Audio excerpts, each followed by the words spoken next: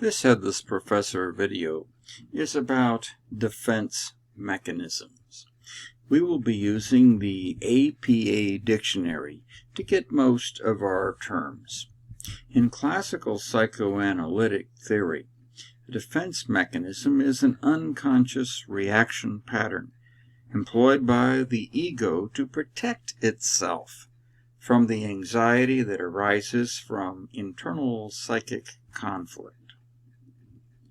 This idea goes back to the Freuds, perhaps as early as 1894, when Freud began to formulate his concept of the ego as distinguished from the id and superego.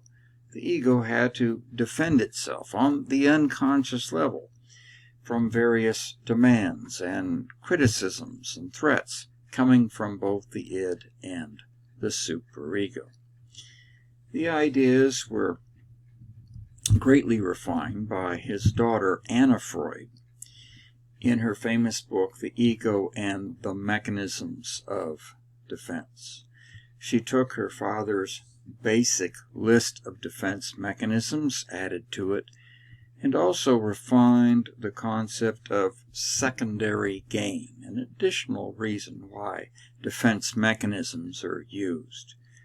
They can help the individual by getting sympathy from others, avoiding such undesirable tasks as military duty, or skipping work or school, or even escaping from punishment.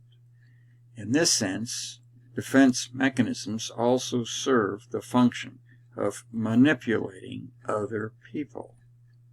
Let's take a look at some of those common defense mechanisms, well known and developed by Sigmund and Anna Freud. Perhaps the foremost is that of repression and inhibition of memory. Repression excludes painful experiences and unacceptable impulses from consciousness.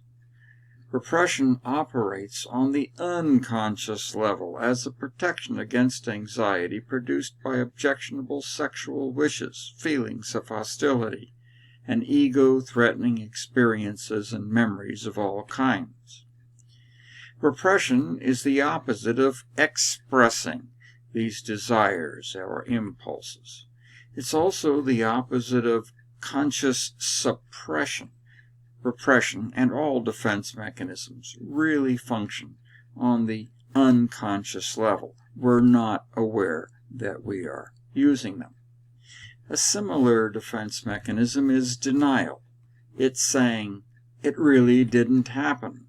It's a refusal to acknowledge the reality of such things as a terminal illness, a financial problem, an addiction, or a partner's infidelity.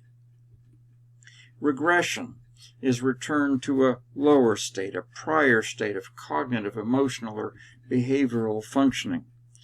This term is associated particularly with psychoanalytic theory, denoting a situation in which the individual reverts to immature or childish behavior, or to an earlier stage of psychosexual development when threatened with overwhelming external problems or internal conflicts. Projection is an unpleasant or unacceptable response where these kinds of impulses, stressors, ideas, affects, or responsibilities are attributed to others instead of recognizing that they're coming from ourselves. Rationalization is an abuse of reason.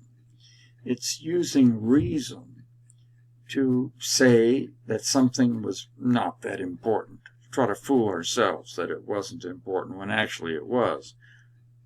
Or the idea it wasn't my fault, it was actually your fault that something bad happened. Displacement is similar. An individual gets a lot of stress because someone else has behaved with hostility toward that individual, but that individual just turns around and unloads it on someone else, taking the hostility and fear out on another person, an innocent but less threatening target. The boss yells at the man goes home and yells at his wife.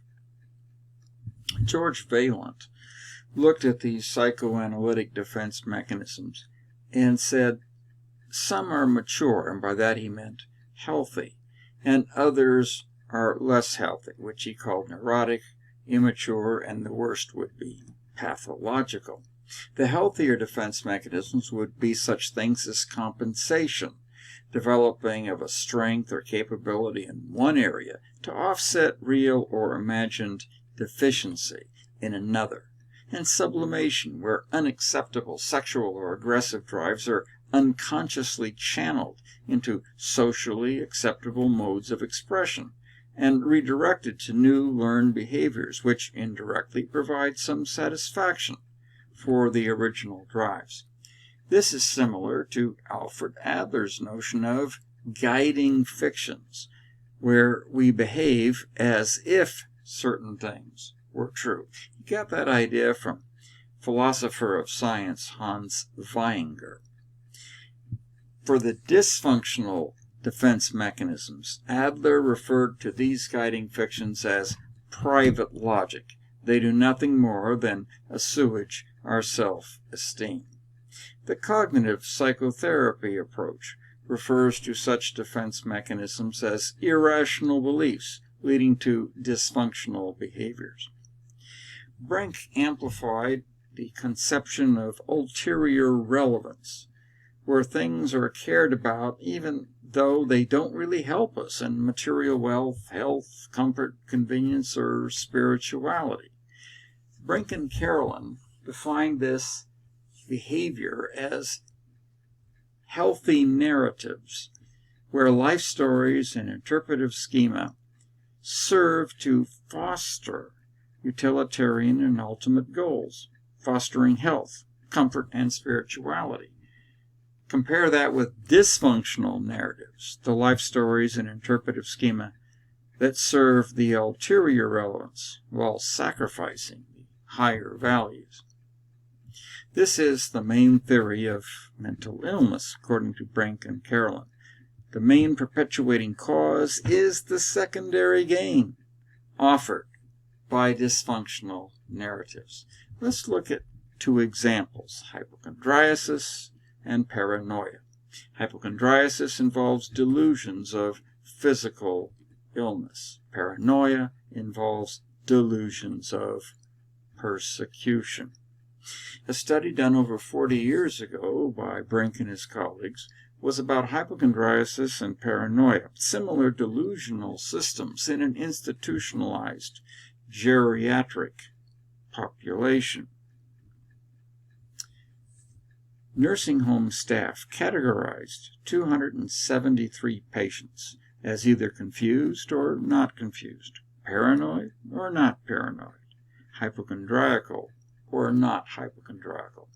There was a weak positive correlation among patients who were not confused, but among the confused patients, that correlation was stronger. Patients who were paranoid also tended to be hypochondriacal.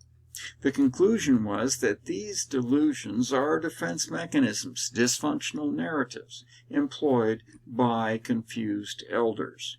These disorders are ways of denying the onset of dementia. The hypochondriacs can say, "It's not my fault, I'm physically ill, give me sympathy." And the paranoids can say, "It's not my fault, I'm persecuted, give me sympathy."